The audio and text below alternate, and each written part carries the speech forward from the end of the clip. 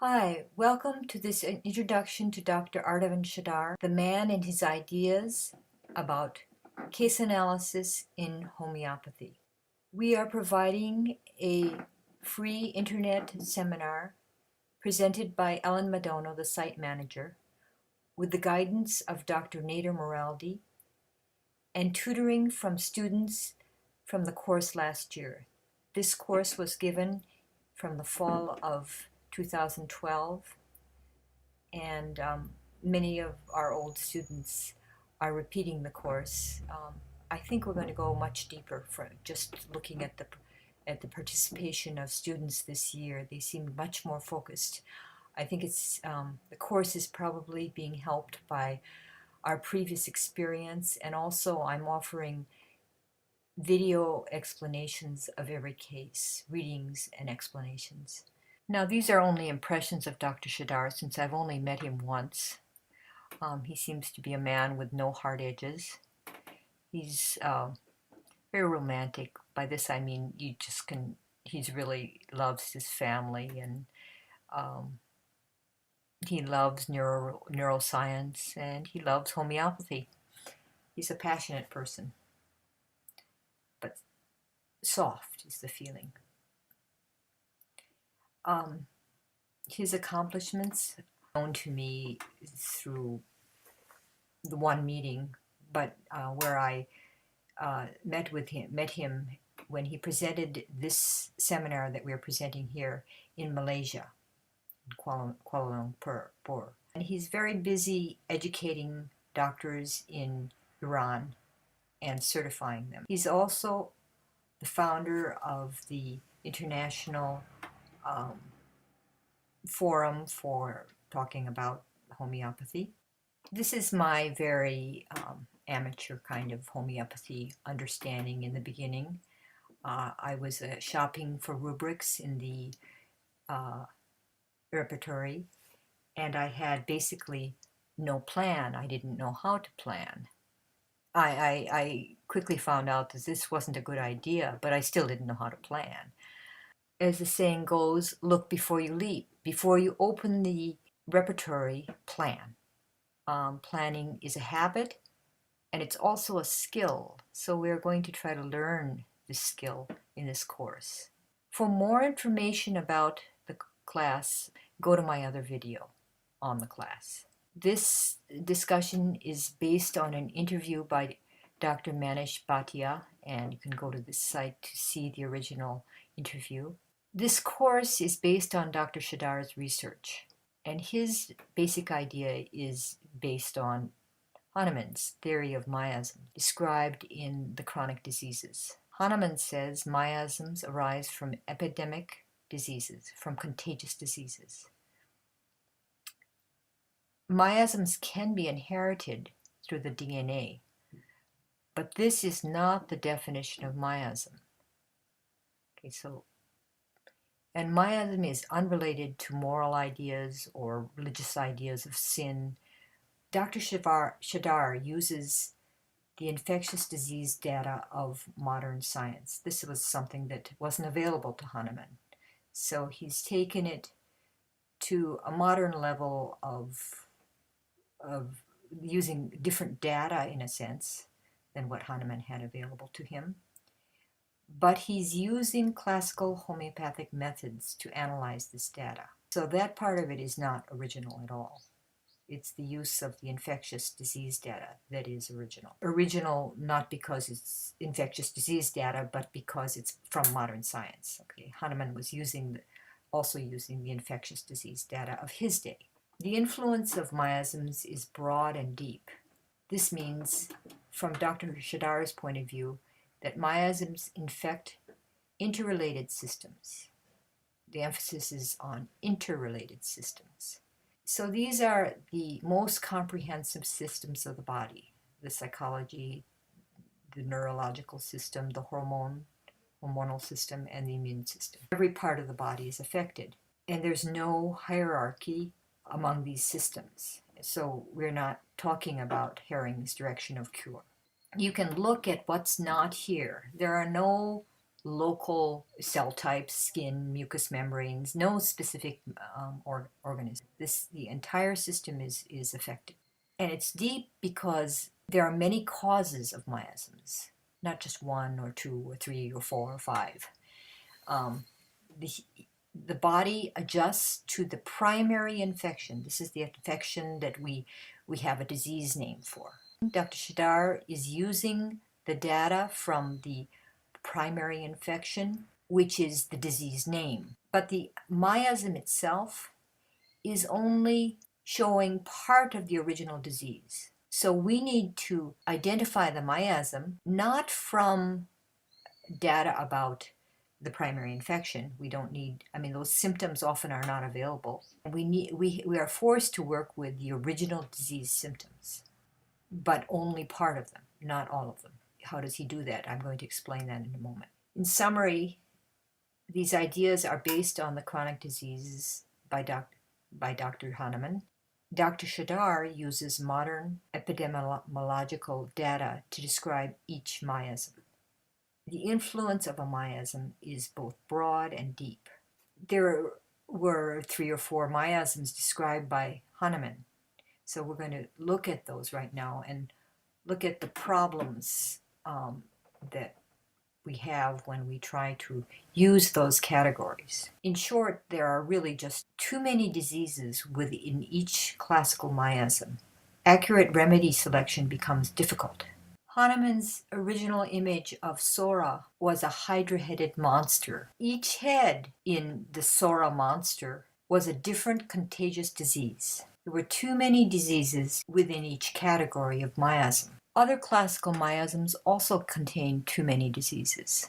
If each contagious disease syndrome is a different miasm, then there would be too much data if we do not have computers or a repertory of miasms. It is really better to use modern scientific data. Why? Because this data is more accurate, it's a better report of natural symptoms, and it's better organized. Furthermore, we have computers that can organize this massive amount of data. The repertory virosum is a repertory software used to organize that data. If you look at any medical book, the kind of book that Dr. Shahrdar used to construct the software, you realize that there are many, many, many, many symptoms in any disease. So he had to have some kind of standard to use to select the symptoms that he was going to use to represent each miasm. I only talked to him briefly about this. I may have some problems here, so we'll talk about it in the course and talk with Dr. Moraldi about this also. But these are my impressions from the short talk I had with Dr. Shahrdar.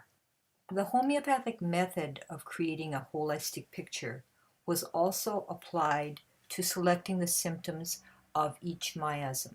In homeopathy, symptoms are selected because they are the most important symptoms necessary to represent the nature of the disease. Now that's how it would be they would be selected for a miasm, contagious disease. But think about selection of symptoms in other settings in homeopathy. For example, when you select symptoms from your case taking, you are also often looking for the deepest symptoms, the longest lasting ones, the ones that are most likely to become chronic, those that are the most detrimental to the survival of the organism, and symptoms that bother the patient the most. But we also are concerned about individualization. What makes this person, in the case of case taking, distinctive? And where is the center of the pathology? We're interested in rare, strange, and peculiar symptoms. In other words, it's not just symptom selection is not just about survival. It's also about individualization, the center of the pathology.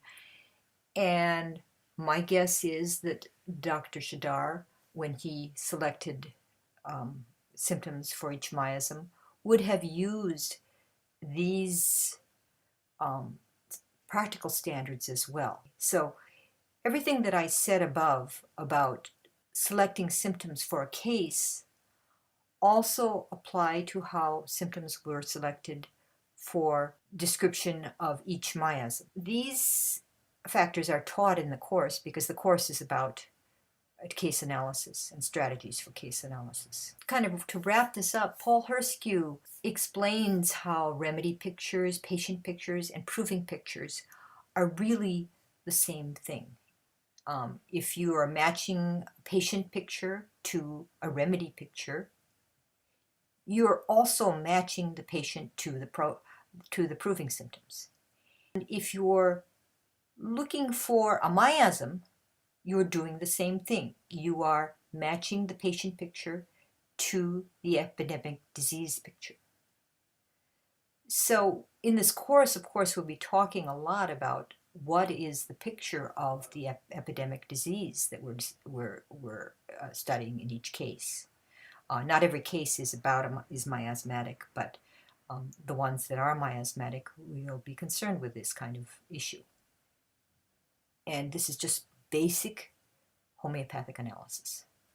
The Repertorium Virosum, Dr. Shahdar's software, is based on developing a holistic picture of each miasm. That is, a simulum of each disease, each miasm. And there's a thread that runs all through homeopathic analysis, materiometic cases and provings, and in the description of a miasm. It's all the same thread. Hahnemann has a picture of Sora where each miasm has too many heads. So Sora is hydra-headed. Okay, I've described this before. So what's the consequence of this? There's some problems with very broad miasms. Basically, there are too many symptoms describing each miasm. There are only 3 or 4 miasms. Even if you have 7 or 8 or whatever, you still have too many symptoms describing each miasm. As a result, there's also too much overlap among miasms. So how do you select? And you develop a very vague picture of each classical miasm. And as you're working, you soon figure out that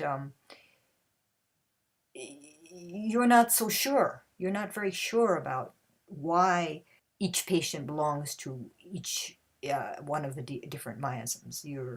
This becomes a very difficult method to apply in actual practice. So Dr. Shahrdar has worked to overcome this problem. So Dr. Shahdar's software processes the scientific data of the major viral and bacterial diseases. In other words, there's a lot of data about each disease. It's basically a repertory to find each disease, and also it contains a materia medica. Software is not needed for the seminar. There's a PDF file of the data in the software, and it's available on the website for free. The class can be used at a number of different levels, and really you don't need the software in order to take the class. You'll get a basic idea of how to plan, because there are lots of different cases that even don't use the software at all. Probably the class of the cases are not miasmatic analysis. So it's more about planning than it is about this specific analysis that Dr. Shahrdar is advocating. Basically, you're going to learn when to use the software and when other forms of analysis are possible. So it's the differentiation between types of cases, types of analysis that you'll learn in this course. The title of Hahnemann's opus is Chronic Diseases. So of course everyone thinks that a miasm is only chronic. Miasmatic cases can be either chronic or acute. and this is confusing because of the original title. Acute diseases. Acute disease might be mumps. Everyone knows that mumps as an adult can be very, very serious, and it can have long-term after effects. These kinds of acute diseases are also treated as miasms. Another common question is, are miasms nosodes? Dr. Shahdar's answer is, nosodes are simply remedies. Nosodes are made from diseased tissues, but these remedies, which often have the names of classical miasms, sometimes have or the Dr. Shahdar's miasms also. These nosodes can't be used just because the disease is identified by that nosode name. In the class, there are cases where we are given confirmation evidence of contagious disease in the patient's history. But Dr. Shahrdar says this kind of evidence is unreliable for good prescriptions. For example, the remedy influenza is made from the diseased tissue, a bird, I guess. Some people think that influenza can be treated with influenza without considering whether the patient actually has similum of the proving of influenza. I don't know if it has proving. Dr. Shahrdar would say you need to know what the symptoms of the patients are and match the remedy to those symptoms. So this is just pure classical homeopathy. Now, which diseases are miasms? Any contagious disease can be a miasm. So Dr. Shahdar's research is on viral and bacterial diseases, and these are recorded in the Repertorium Virosum. I've heard that he's working on funguses. I've heard nothing about prions, but any of these contagious diseases could be in the Repertorium Virosum. Someone has to do the research. It's not easy work, I'm sure. Why, among all of the pathogens, are viruses especially important? Viral diseases affect the whole organism. As examples of this, research supports viral diseases as causes of neurodeterioration, cancer, and immune disorders. This is not surprising since viruses reproduce by entering the DNA and taking over. In other words, they have a way to influence the whole system. But this also explains how viral miasms are inherited, how viruses might influence the evolution of organisms. As an example of this, 9% of the human genome is affected by the virus HERV, human endogenous retrovirus. However, the consequences of this are not evident through clinical studies, but this is the kind of thing that interests Dr. Shahrdar and may interest you. Something that's behind this, that's really central to this course, is that the latent effects of miasms may affect evolution, and it's the latent effects of miasms that the software and everything that we're studying helps us to pin down in our cases. This term latent is something that is not the narrow medical definition of latent. It's a much broader usage, and we'll talk about it in this course. So, in summary, the first step in homeopathic analysis is making a plan. In this course, simple cases are studied. There's a complex cases course designed by Dr. Shahrdar, but it's beyond this course level. An analysis is based on classical homeopathic methods. Learn what to do when you lack the symptoms necessary to choose a remedy. This is what a confirmatory method like Dr. Shahdar's method does. It provides another confirmation of classical analysis, or helps to support a case that is not very convincing. And through this kind of analysis, through miasmatic analysis, case analysis can become, in those cases, much easier. Okay, this last section is, to close the discussion, is a quote from Hahnemann's The Chronic Diseases. I've just tried to understand what he's saying, and I haven't done a scholarly study of this, but Hahnemann seems to have written The Chronic Disease knowing that he would not be understood by his contemporaries. He predicted that people like Dr. Shahrdar in later generations would understand the basic principle of the chronic diseases and benefit from this understanding. We know that Hahnemann was having trouble solving some cases, and when he understood miasms, the theory of miasms, he was able to relieve much suffering. That's why he predicted that this book would be of such benefit to mankind. Hahnemann did not expect to be understood. He said, "May they, his contemporaries, do better with the great discovery herewith presented to them. And if they should not treat this discovery any better, well, then a more conscientious and intelligent posterity, could be Dr. Shahrdar and his students, will alone have the advantage to be obtained by a faithful, punctual observance of the teachings here laid down. So the miasm theory will alleviate much suffering of being able to deliver mankind from the numberless torments which have rested upon the poor, sick, owing to the numberless tedious diseases, even as far back as history extends.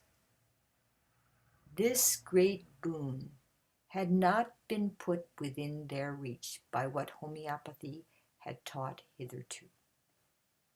So please register at the following website for the course. And this is just a little trick.